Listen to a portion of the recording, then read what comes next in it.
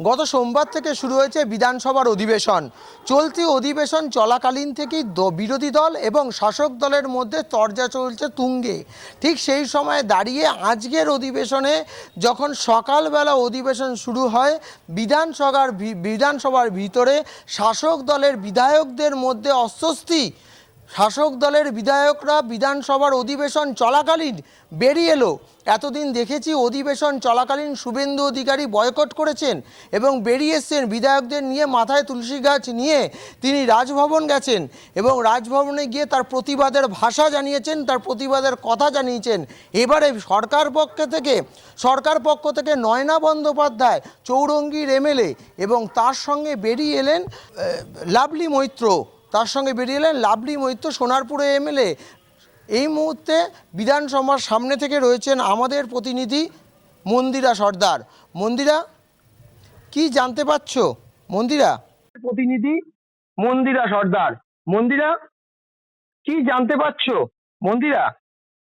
হ্যাঁ, দেখুন, যেমনটা তুমি বললে, আজকে বিধানসভার অধিবেশন চলাকালীন আচমকাই একেবারে শাসক দলের দুই বিধায়ক, দুই জনপ্রতিনিধি যারা মানুষের জন্য কাজ করছেন, মানুষের জন্য ঘাম ঝরিয়ে রীতিমতন ভোটের সময় তাদেরকে কথা দিয়েছেন ঘরে ঘরে পৌঁছে যেতে, সেই দুই জনপ্রতিনিধিকে দেখা গেল বিধানসভার বাইরে বেরিয়ে যেতে। কেন না, বিধানসভার এসি বিভ্রাট। বিধানসভার ভিতরে স্বল্প কিছুক্ষণের জন্য এসি বিভ্রাট ঘটে এবং সেখান থেকে বিরক্তি প্রকাশ, সেখান থেকেই তারা বেরিয়ে যান, এমনটাই বলা হচ্ছে।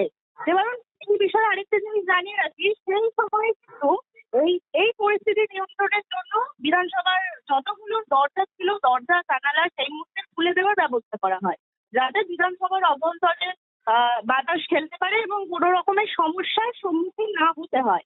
এরপরেও লাভলি মৈত্র, আমরা জানি সোনারপুরের, এবং চৌরঙ্গীর বিধায়ক নয়না বন্দ্যোপাধ্যায়, তারা কিন্তু ধৈর্য ধরে রাখতে পারেননি।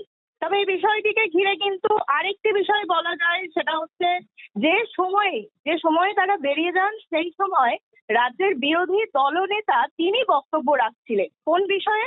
না, রাজ্যের স্বাস্থ্য ব্যবস্থা কিভাবে ভেঙে পড়েছে সেই সমস্ত বিষয়কে সামনে রেখে বক্তব্য রাখছিলেন এবং ঠিক সেই বক্তব্যের সময় এমনটা ঘটে এবং অনেকেই বলছেন যার ফলে বিরোধীরা যে আদেও কি এসি বিভ্রাটের জন্য, নাকি বিরোধী দলনেতার এরূপ বক্তব্য থেকে অসন্তোষ প্রকাশ সেখান থেকে এমনটা অনেকেই বলছেন।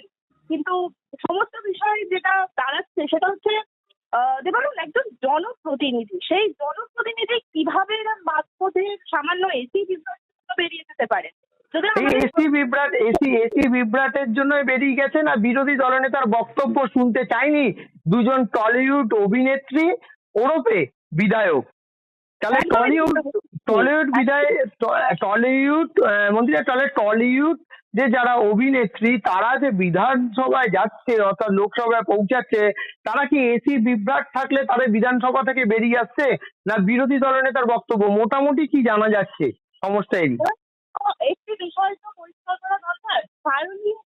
সায়নী যখন আমরা দেখেছি সরকারের পক্ষ থেকে বানিয়েছিলেন, তো বিভিন্ন কাজে যখন তাকে তার কোনো কারণে গাফিলতি হয়েছে, আমাদের রাজ্যের মুখ্যমন্ত্রী মমতা বন্দ্যোপাধ্যায় তিনি সাফাই দিতে কি বলেছেন যে অভিনেত্রী তো সেই কারণে হয়তো সামান্য জিনিসে নজর দিতে পারেনি, তবে পরবর্তীতে নিশ্চয়ই তিনি আবার মন দিয়ে কাজ করবেন। এবং পরবর্তীতে দেখাও গেছে যে ভোটের আগে বলা হয়েছে যে তারা মন দিয়েই কাজ করছেন। তো সেরকমটাই যদি হয়, আবারও সেই একই জায়গা দিয়ে ঘুরে দাঁড়াচ্ছে যে অভিনেতা অভিনেত্রীরা কি আদেও এই সাধারণ মানুষের কাছে দাঁড়ানো, সাধারণ মানুষের জন্য রোদে গরমে তেতে পুড়ে কাজ করতে পারবে?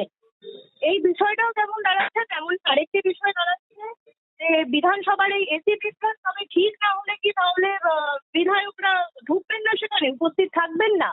ঠিক এই জায়গাটাতে প্রশ্ন থাকছে মন্দিরা, তাহলে বিধানসভায় এসি বিভ্রাট হলে কি বিরোধী দল থেকে সরকার দলের বিধায়করা বিধানসভার অধিবেশনের সময় এইভাবে বেরিয়ে আসবে?